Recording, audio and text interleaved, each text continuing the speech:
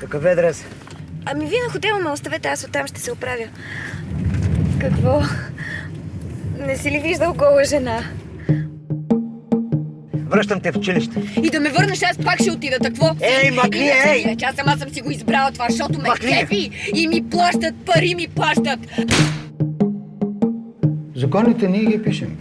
Ние сме Господ. Тая държава. Мишо, не прави глупости, Мишо! Сърдечен хирург. Днес ми е последната операция в България. От вторник започвам работа в Хамбург. Значи емигрирате? Това вече не е емиграция, а евакуация. Вие ли сте се обадили за такси на моста? Писна ми, искам да приключа. И що? Не е твоя работа. Щом си ми викнал таксито, вече и моя работа. И що сменихте станцията, де такова готино парче? На мен, госпожице, синът ми умря скоро. Тежко ми е още.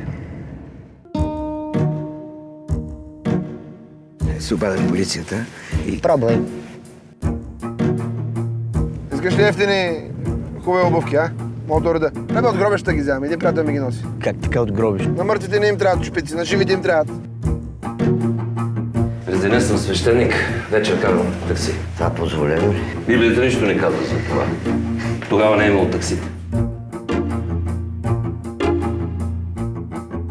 Вярвате ли в Бог? Чакай. Къде беше той, когато дъщерите ни станаха простутки, а синовете ни блистанци? Не богохулствайте! Бог отдавна напусна тая страна. Барабар с 1/3 от населението. Ние го изгонихме. Ей, затова сме на това телече си.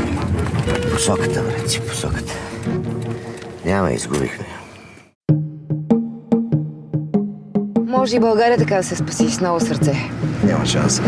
Спасяват се болни хора, не трупове. Има. Просто трябва да се намери точно сърце.